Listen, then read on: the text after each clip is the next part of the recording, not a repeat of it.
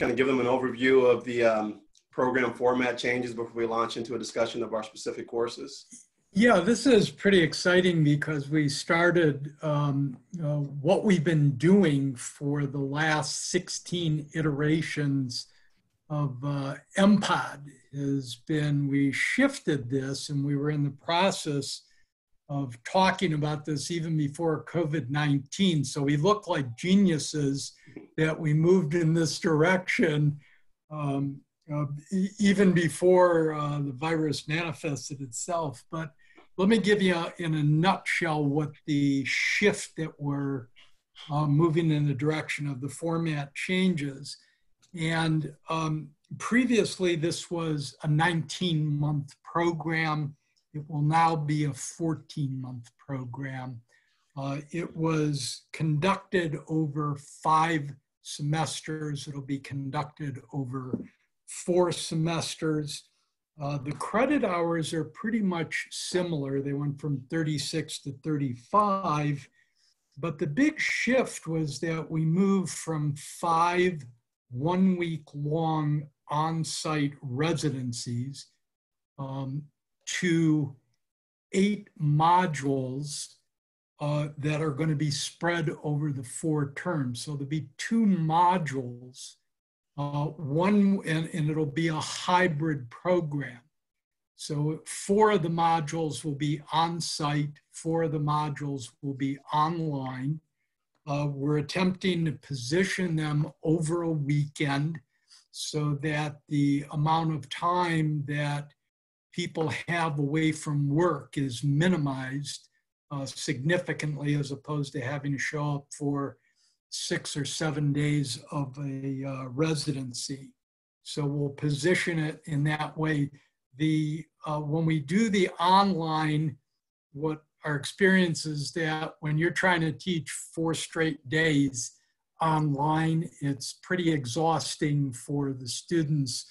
So what we're going to do is split it with 2 days on one weekend, 2 days on the following weekend, so people have space in between there.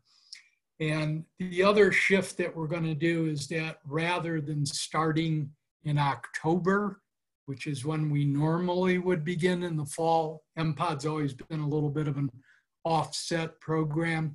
We're going to, the launch date for the new program is going to start in January of 21. And our hope is that gives us enough space where the COVID-19 virus reveals more of itself and we get a better understanding of what it is that's going on, and that we don't put either our students or our faculty in a compromising position in the fall. So we thought that was the better idea. And those are the fundamental format changes that we're going to be doing. And I'll just and I think it's worth, Harlan, if you don't mind me adding, I think it's worth noting that we had decided to make these changes in the program before the COVID-19 thing started. So, you know, we had decided this sometime a year ago, and we had to go through all the various approvals.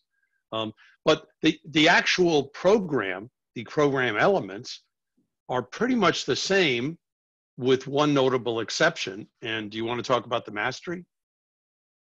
Yeah, we can talk about it. I don't want to get too deep into it, but what we've done is that we're shifting the pedagogy, we're shifting the way that we want to teach. And we want what we're calling an applied mastery learning pedagogy.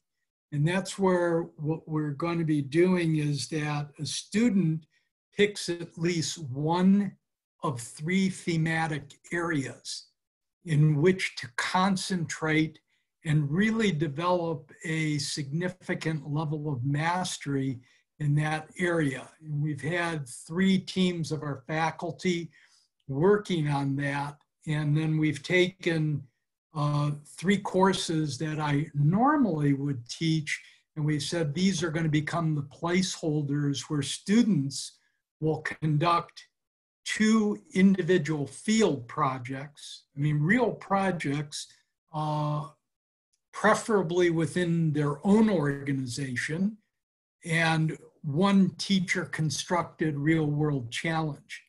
And so these start to become, so these would be things that we would identify a content expert. So, and you got 3 of them sitting here with us today in the area of emotional intelligent leadership and coaching with compassion. And so let's say that was an area that you're really excited about and you want to do. Then in addition to me as the director working with you in terms of design, launch, and implementing that project, you'd also be working with one of the content experts as well. And what we try to do is to figure out, you have somebody back in your organization who's going to care as much about your development as we do, and be able to hopefully add them to that as part of a development committee for each of the students, depending on what it is, which of the thematic areas that we have.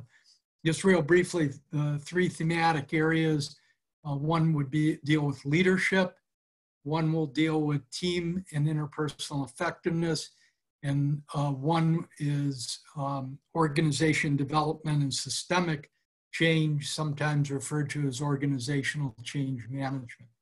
And let me leave it at that, because otherwise we'll take up all the time talking about all of the different changes. Great.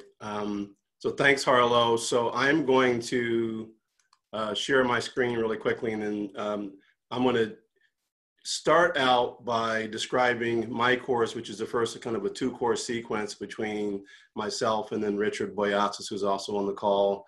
And so I'll describe my course, and then Richard will describe his course in the sequence. And then Oosten, who's also on the call, will discuss one of the project areas Harlow mentioned. That's going to be one of the mastery kind of subjects, if you will, where you can demonstrate mastery in a particular topic. She'll describe the coaching with compassion area that you could work on. And then Richard will describe a little bit about the emotional intelligence and emotionally intelligent leadership area that you could specialize in as well, or that you could demonstrate your mastery in. But let me, first of all, share a screen.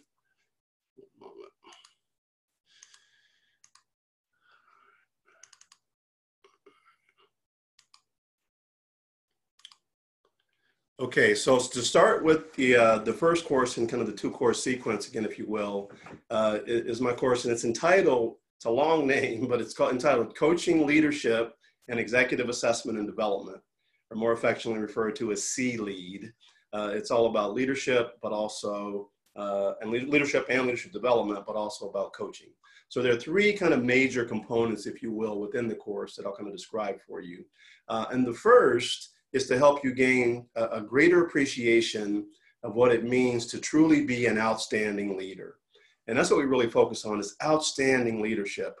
We don't just want to tell you, here's some good tips to be a better manager, to be more effective. We really want to kind of give you some insight into what it means to be a more outstanding leader and truly engage and inspire and motivate others to achieve great things and to learn and grow themselves. So we talk about that, share a number of frameworks, and we largely explore that concept of outstanding leadership through a couple of lenses, one being the lens of resonant leadership and what it means to truly be a resonant leader and to connect with others in that fashion. And you gain an appreciation for what that really means, how to make a genuine, authentic connection with others, as well as how to ensure that your interactions are largely kind of embedded within positive emotional experiences, if you will, for the most part, and then the powerful combination of those two and what that means for engagement of others, but also largely through the lens of emotional and social intelligence. So we know through now decades of research, a lot of which Richard Boyatzis himself has done and that he initiated originally, we know of the powerful impact of being more emotionally and socially intelligent on one's ability to be a more effective and truly outstanding leader. And we make the connection between the demonstration of emotional intelligence, emotional and social intelligence, and those competencies, and one's ability to be more resonant as a leader and to genuinely and authentically connect with others and inspire others, again, to do great things. So we spend some time just talking about that leadership space and what it really means and what it looks like to be, again, this outstanding leader. Now, another aspect of the course is not just, okay, what does outstanding leadership look like? It's, well, how do you develop into being a more effective leader or a more outstanding leader? So there's a whole process that we'll be going through, we'll be taking you through, where you go through a personal development experience yourself. As part of that development experience, again, drawing on some of Richard's work that goes back decades now on a process known as intentional change, you'll be going through an entire process of intentional change. It starts with you, first of all, articulating for yourself a personal vision statement of your ideal future. So with that, not just kind of a brief career plan or anything like that, it's a 10 to 15 year plus view of your dreams, aspirations, of who you'd really love to be personally and professionally, what that might look like. What are your values? What are your career aspirations? What are your life aspirations? And again, unconstrained, allowing yourself to dream. So you articulate that vision, you get feedback on that, you work with the coach on that to refine and articulate that ultimately. You then get 360-degree feedback on the emotional and social intelligence competency model to see from a competency perspective where you are today in a number of areas relative to that dream you've articulated for yourself. So there are a number of these competencies that if you were to demonstrate them more consistently, they may facilitate your ability to make that vision that you've articulated become a reality for you. So you'll get a sense of where you are. And again, you'll work with your coach and going through that data and making sense of it and seeing how to best support your vision, et cetera. That's another big piece of that change process. And then finally, the third big piece of that change process you'll go through, that personal development process, is the final assignment you'll have in the course is to construct what we call a learning plan, which is basically your plan for kind of taking that vision that you have of yourself and then thinking about where you are relative to that and then bridging that gap. So it's what's my plan for moving me from where I am today to where I'd ideally like to be in my life in the future.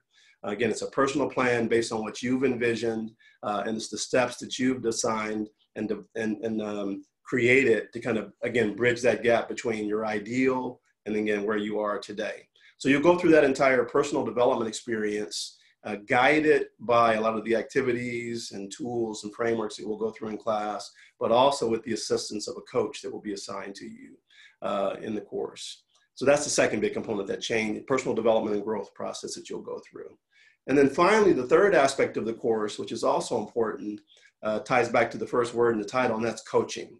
So not only will you learn what it means to be an effective leader, an outstanding leader, will you go through a personal development process of becoming the leader and the person you want to become, you'll also learn throughout the course how you can put on the hat of a coach and then effectively coach and develop others to achieve what they want to achieve in life, right? So you'll go through it and experience it yourself from your own development perspective, but you'll also learn how to more effectively coach others to go through that same type of development process. So you'll kind of be learning through your own development while you're also learning how to be a compassionate coach for others. And the approach that you'll be learning, first of all, in this course, and then Richard will pick it up in his, and then it continues in the practicum if you want to specialize in coaching and achieve mastery in coaching, is an approach we call coaching with compassion.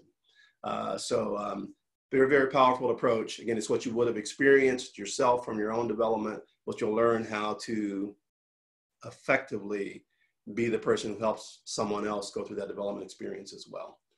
So in a nutshell, that's it. Again, very personalized. You'll learn what it means, broadly speaking, to be a good leader, but then you'll decide who you want to be, what you want to do with your life. You'll learn a process for being able to achieve that. And you'll also learn a process for being able to help others to do the same.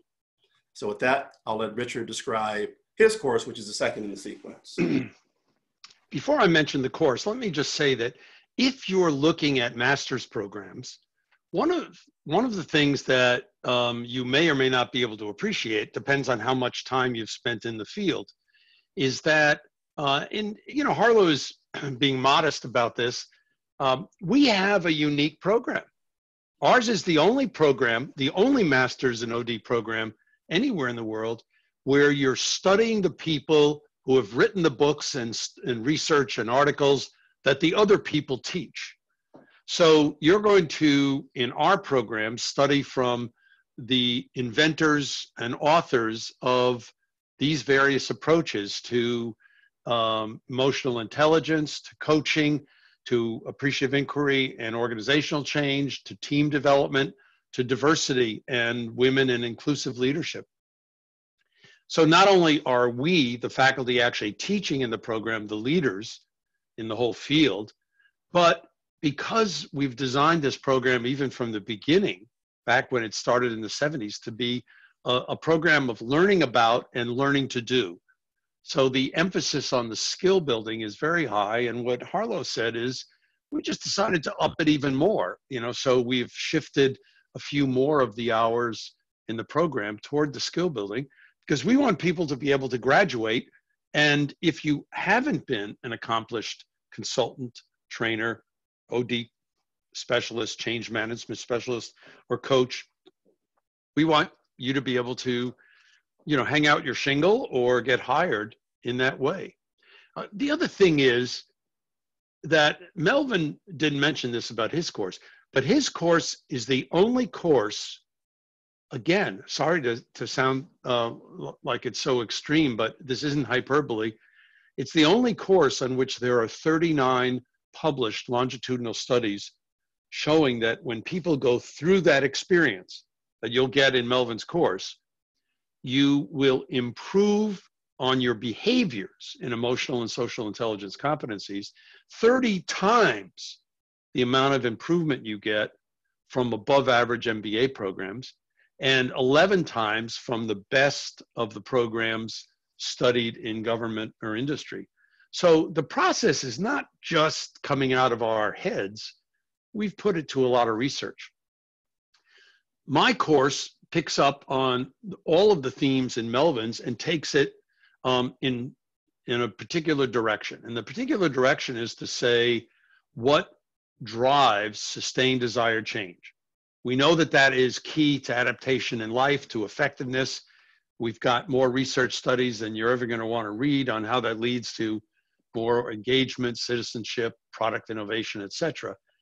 But what we're looking at in my course is what's the process of sustained desired change and what's the role of a leader? It starts with me taking the dynamics that Melvin has talked about and not spending, I don't spend any time talking about the emotional and social intelligence, but go underneath it, because Melvin, Ellen, I, and a few of our other faculty, colleagues, and doctoral students over the past 30 years specifically have been doing a lot of research on the neuroimaging, neuroscience research ourselves, and hormonal research on the internal mechanisms. So in my course, I spend a certain amount of time making sure you understand what goes on inside of your brain and your body that either helps the change process or gets in its way. We also explore how that, because of emotional contagion, affects pair, team relationships, organization relationships, communities, and even country level change relationships. So we're looking at change from all levels, individual all the way up to global, through intentional change theory. Now, through another one of the theme areas, you'll get another approach to some of this change at the larger levels, organization, community, country, and global, through appreciative inquiry. But in our case, we're doing it through intentional change theory and working on not just the understanding of these processes, but the techniques. So Melvin starts you on getting exposed to the approach to coaching that we do, called Coaching with Compassion.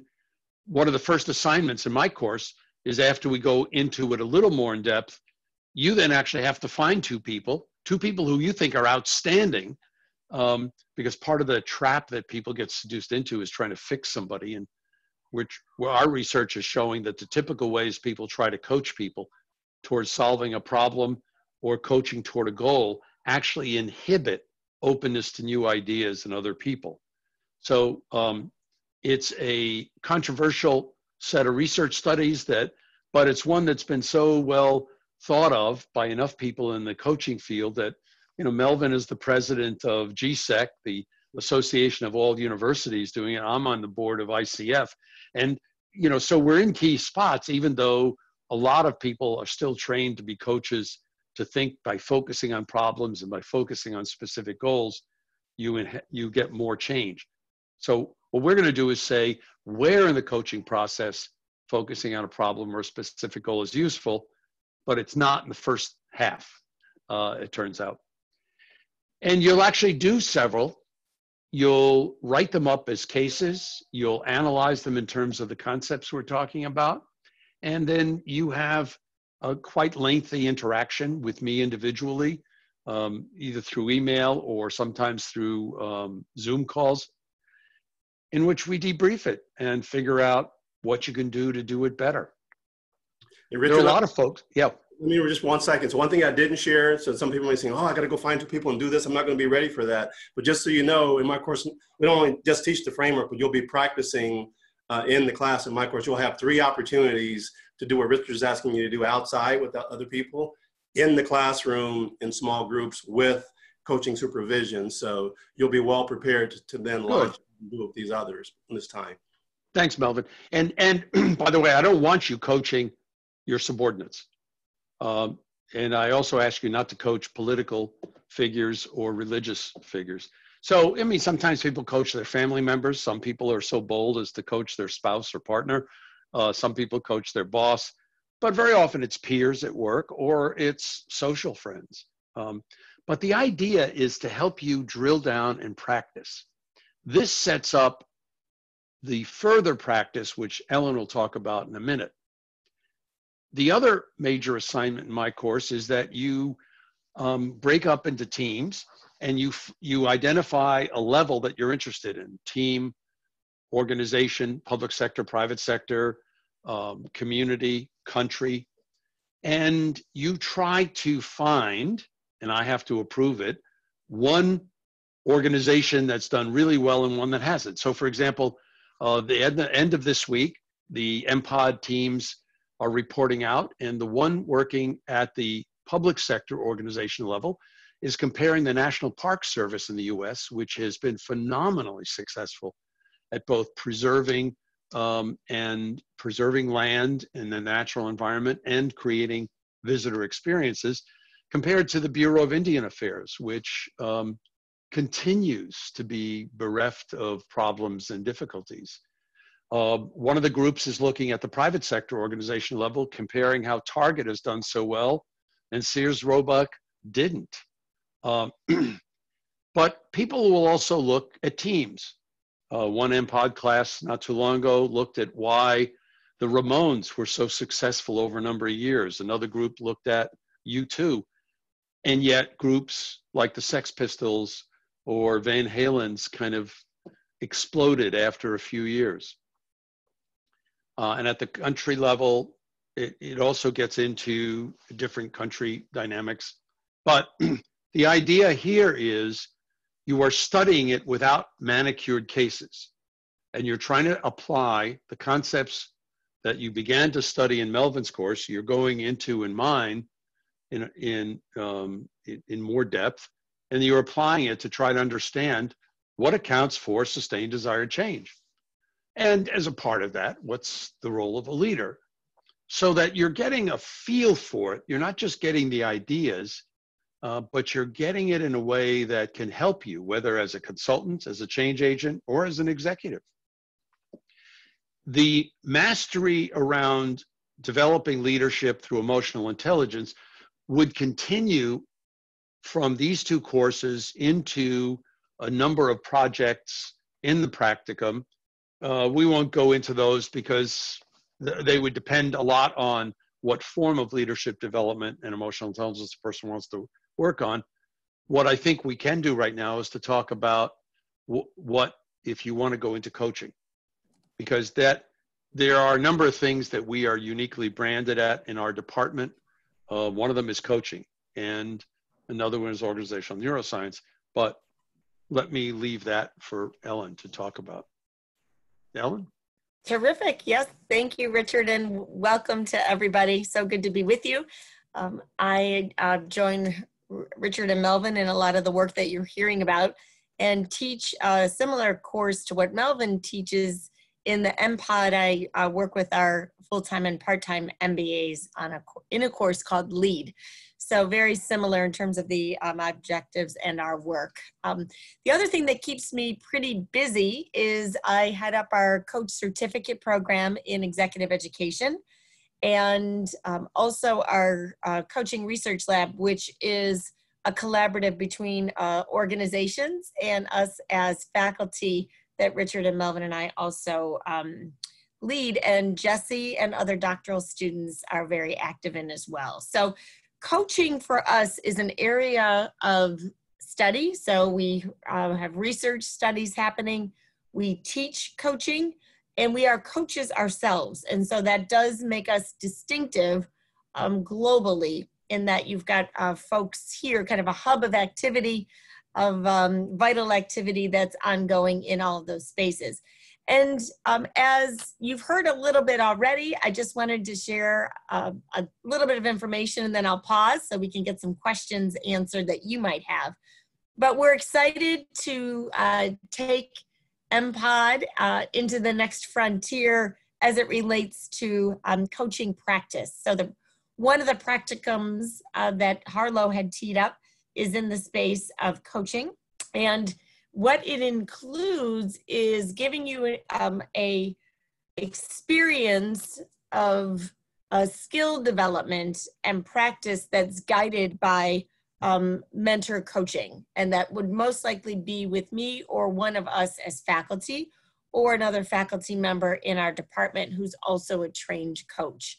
There are 3 levels to your skill building and proficiency. Level 1 is considered proficient, and at that level what we're looking for is demonstration of your ability to establish and nurture resonant coaching relationships. You heard Melvin talk about resonant leadership, and the term resonant is about being in sync and in tune, really dialed into people. How do you do that as a coach? Well, there's a number of indicators: being able to create rapport, being able to create objectives that are from the client, being able to genuinely and fully listen, masterful use of questions, and through all of that, demonstrating empathy. Those are just some examples. Level 2, we call professional. Professional demonstration includes knowledge and the effectiveness of coaching, particularly around intentional change. So you've heard a little bit about that. It's the theory that lays the foundation for all of our work, which you'll get a deep dive into in both Melvin and Richard's course. So you'll be well educated around it. Putting that into practice takes it to a whole nother level though. So being able to demonstrate you can coach around someone's ideal self and help them craft a vision, be able to help them with their real self, which is another aspect of the model, and to be able to guide them in creating a learning plan like you heard Melvin talk about are just a couple. Through all of that, what we do know is positive emotions are essential to be able to encourage growth and development.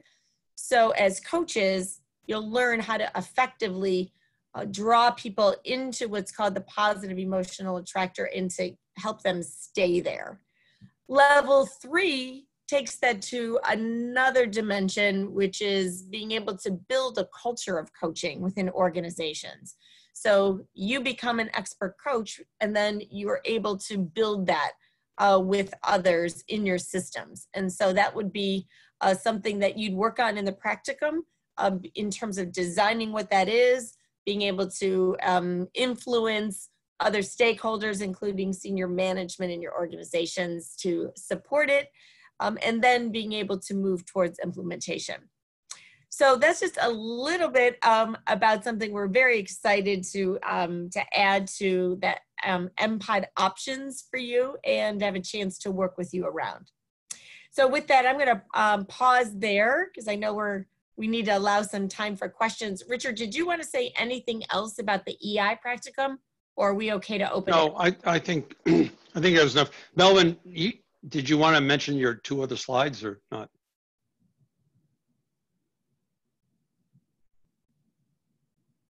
Oh, you're on Oh, mute. you're muted, Melvin.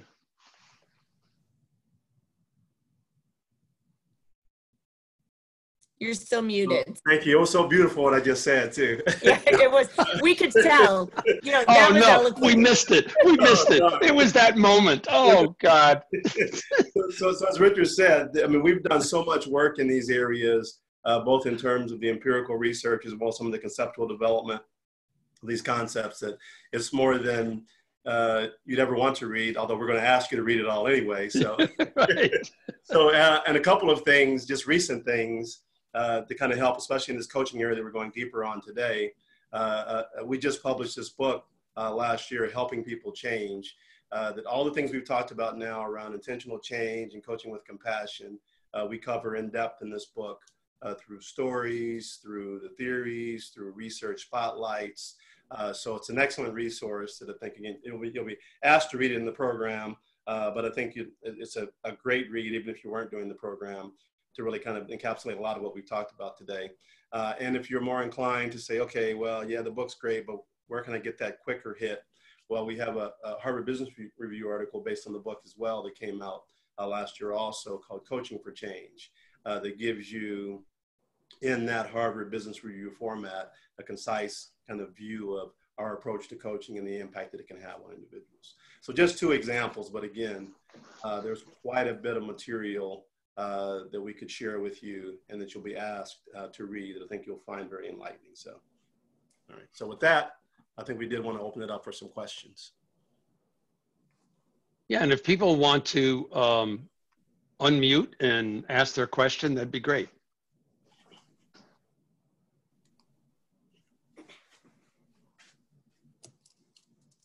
Not all at once. Mm-hmm. Or if you don't have a question, is there something that you heard that reminds you of something else, or maybe connects to some of your own experience and insights? One of the best parts about MPOD is the peers that you're with and the depth of experience that everybody brings, which just creates this incredibly rich environment for discussion and learning and application. So maybe you heard something in those descriptions. Well, if people don't have any questions, we could always give a test. Yeah. Right. We know those don't work, Richard, right? Yeah, right. So somebody has their hand raised. Is it Kurt? Okay. Go ahead. You can unmute yourself, Kurt. Go ahead.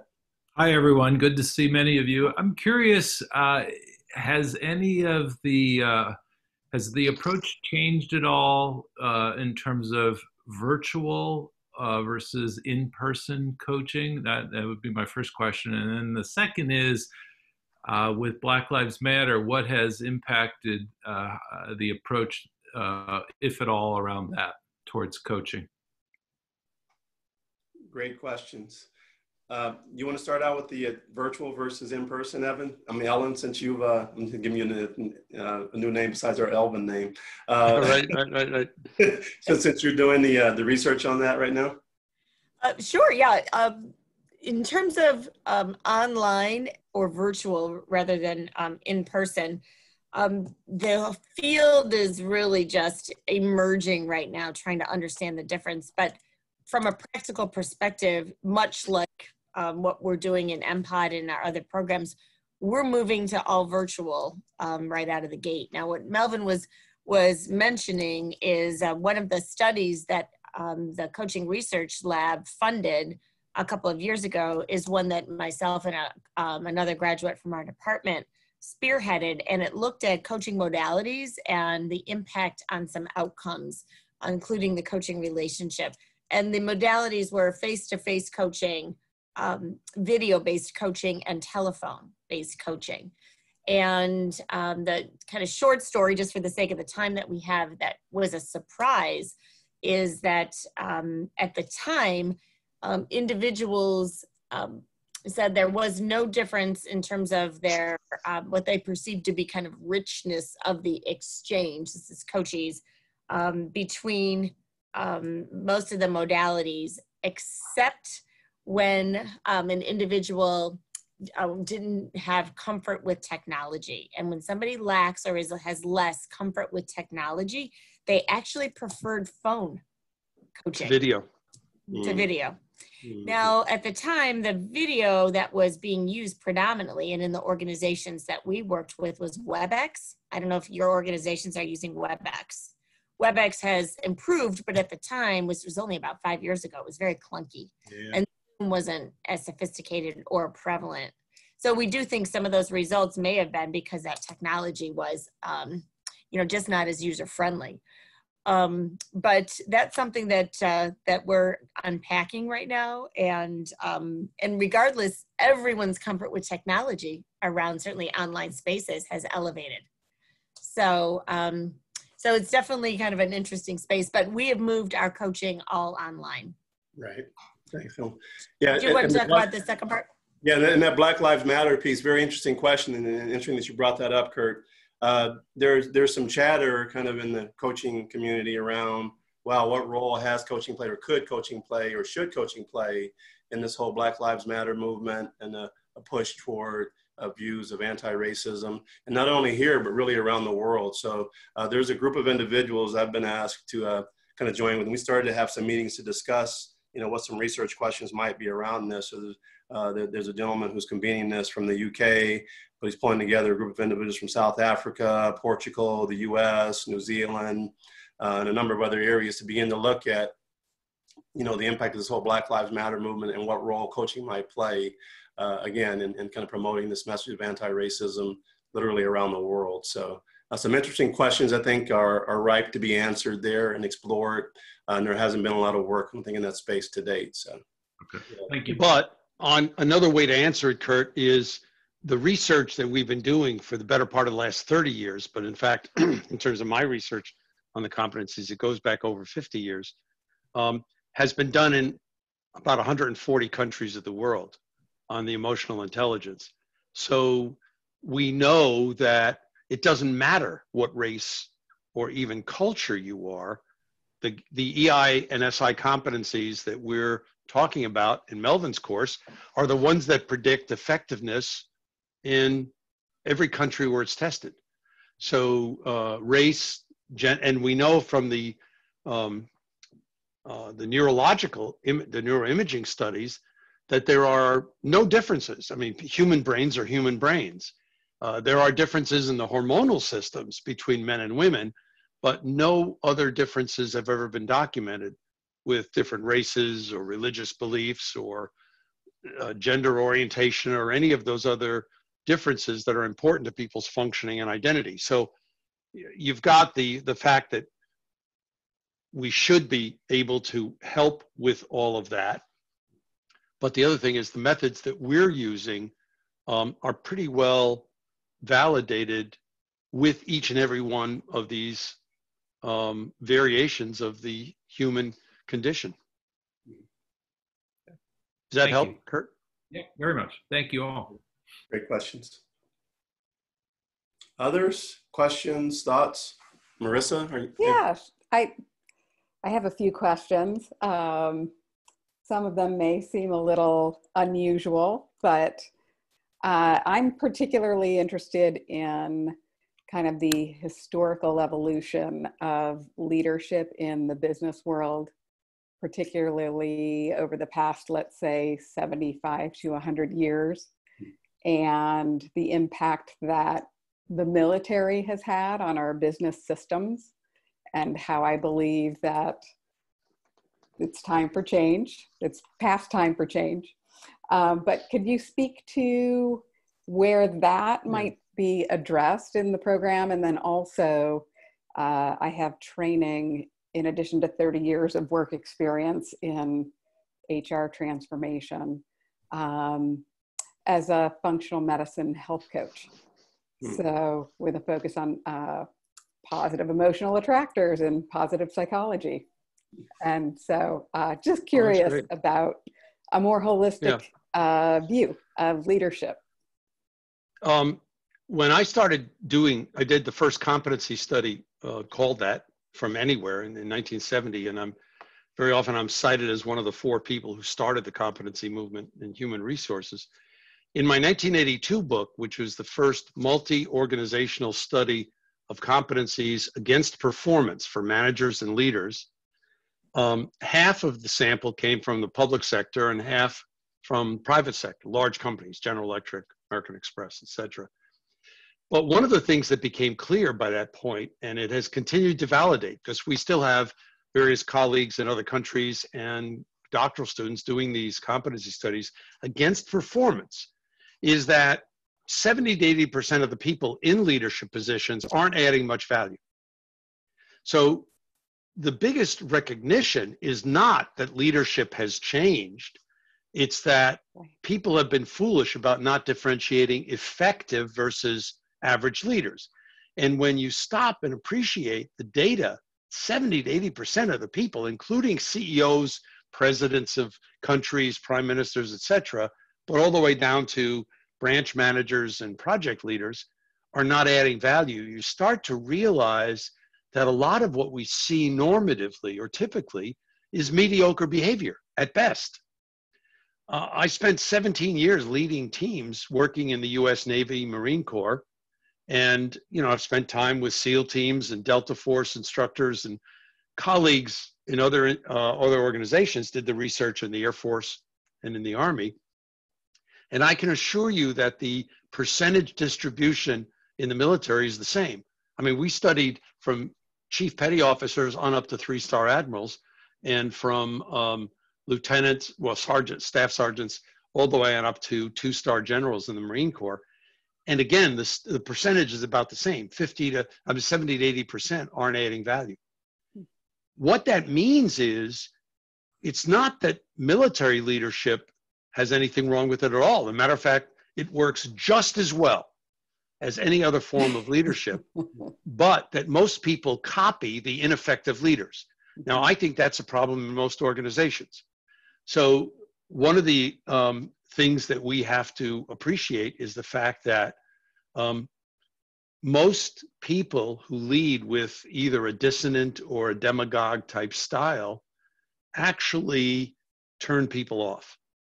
And we now have the data.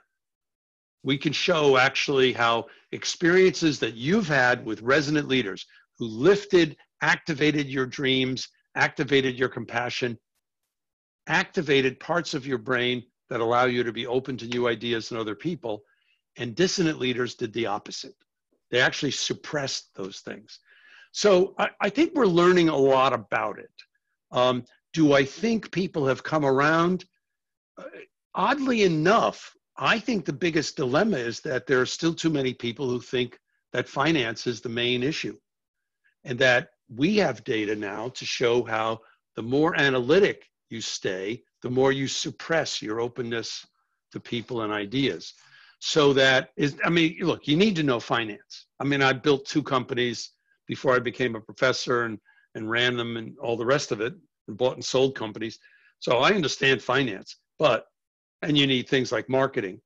But when you continue to use numbers as the basis for evaluating whether or not companies, people, products, services are good or not, you actually activate the wrong parts of the brain.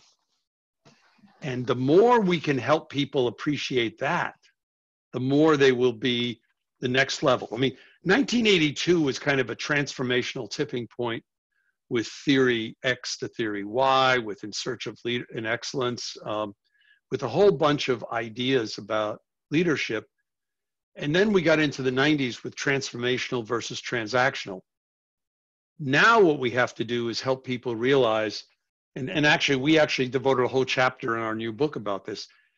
We think the culture of results orientation and performance in organizations has to have a complementary culture of development. Not replaced, but a complementary. And if we can achieve that, then I think the things that we already know about more effective leadership will come to be. Yeah, and Marissa, you'd also mentioned the kind of some of the health related, and then the positive organization or positive psychology. Well, our program and the various courses within it, not just the 2 we've talked about here, but several of the others as well, draw heavily from and contribute significantly to the field of positive psychology as well as positive organizational scholarship. And we link back to the holistic benefits. So not just in terms of what makes you more effective, but what makes you more sustainable as an individual and as a human being in terms of health benefits, et cetera. So the amelioration of stress. And we draw heavily on and contribute significantly to that body of work around positive psychology. And we actually give a lot of talks and seminars in healthcare systems. I mean, in the last year, we've done things at MGH. I'm on the board at MD Anderson. We've taught at university hospitals and Cleveland Clinic. I was on the national training things for the VA for decades, which was, the VA was where I did my clinical work with alcoholics back in 1970. So for me, that was kind of coming home. I'm on the board at our School of Nursing, and Melvin has been asked to be, and Ellen's been teaching a lot of their faculty. So healthcare has come around, and it's interesting. The thing that finally grabbed a whole lot of people, the radiologists and pathologists are the last to come over to the light side of the force, but a lot of people have been grabbed because of the patient experience data. And that's, I'm doing a study right now with a few of our doctoral students because of the work at MD Anderson. The CEO of MD Anderson is an EI aficionado. And as he transformed Anderson in the last few years and brought it back from, two really dysfunctional leaders, he said okay to me, and with him and several others, Courtney Holliday, who's heading up their leadership institute, doing a study of physician effectiveness, specifically looking at the role of EI and SI, and that's important. Fabulous. Yeah, totally agree. I'm also curious about the effect of early life trauma on the abilities of leaders. Unresolved trauma. Well, you can imagine, because it's going to be the same as it is for almost anybody that Ellen was talking about a theme that goes throughout all of our courses in the mastery in this theme, which is building better relationships and maintaining them. And we use a shorthand of resonant relationships where you're in sync with each other. But as soon as you start to focus on the quality of relationships, you realize that any of the forms of PTSD, whether it's from bad, really hostile early childhood experiences, it's from horrendous episodes, kind of having a taste of or having a narrow escape from, terminal diseases or horrible events like rape, or certainly spending time in a war zone, or most inner cities, or these days, on the streets at night in most inner cities, that they're creating a lot of waves of post-traumatic stress. And one of the lines of research that a number of us have been working on is, and that's at the heart of this coaching with compassion, is how to shift people into doing more episodes of renewal each day and increasing the variety of them, not the amount of time. I was on the board of our Brain Health Institute at the medical school. I was on with all these neurologists, and there's only 2 other psychologists on, but it was because the methods we're using, the neurologists think that if more people could get exposed to them, we would delay onset of neurodegenerative disorders, and at some point be able to figure out how to cure parts of it. But we're a lot further away from that in terms of Alzheimer's and Parkinson's and prion and dementia than we are from the COVID. The COVID vaccine we'll have in a number of months. This one will be a lot tougher to knock. But anyway. Yeah, and one of the PhD students in our organizational behavior department currently, Marissa, that's one of her research topics. She's really interested in studying the effects of early life trauma. So she's studying that right now. Well, that's Great. Being her dissertation topic. Interesting. Yep. By the way, traumatic brain injury has a comparable effect, which is why a lot of people worry about many of the sports, whether it's American football or the amount of headbutting of what we call soccer here, but world football, and certainly sports that in which people get hit a lot, and whether it's hockey or, of course, the most absurd is boxing, but that's where you're almost guaranteed to, have somebody start to show symptoms of Parkinson's in their 40s. Mm-hmm. Let me jump in real quick. Our time really flew by tonight. So I loved, Richard, you were bringing up some of your renewal research. How about we end, maybe you can share your top 3 ways that we can be renewing ourselves during this COVID time. Well, drugs really help. No, sorry. I want to ask Richard that question. I live in Boston, so recreational use is legal, and you get a contact high just walking in the Boston Commons. No, but seriously, social interaction is one of the things that ends up being the most powerful.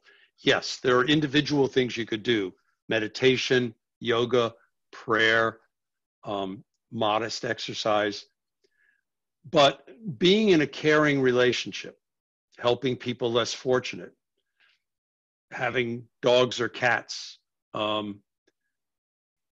laughing with others, end up being very, very powerful ways. And actually, we're trying to publish a study right now, wrestling with various editors and reviewers, but it's showing something that I've been claiming since the 70s, that it is not the amount of time total that you spend, but it's the number of episodes of shorter duration during a day that really makes the difference. That's great. Thank you. I'm sorry, I jumped in. Ellen, Melvin, did you? No, those are great. I echo the things you shared, except the recreational drugs, and I won't condone that. That was a joke, folks. That was a joke. I don't want to see anything on Twitter about that, please. Richard, that's because Melvin's too young. When we grew up in the 60s, it was different. Peace and love, baby. Peace and love. All right. Well, thank you everyone for joining us tonight. If you have any further questions, feel free to reach out to Harlow or Pat Petty. And like I mentioned earlier, this video will be posted up on YouTube later tonight. So take care and thank you.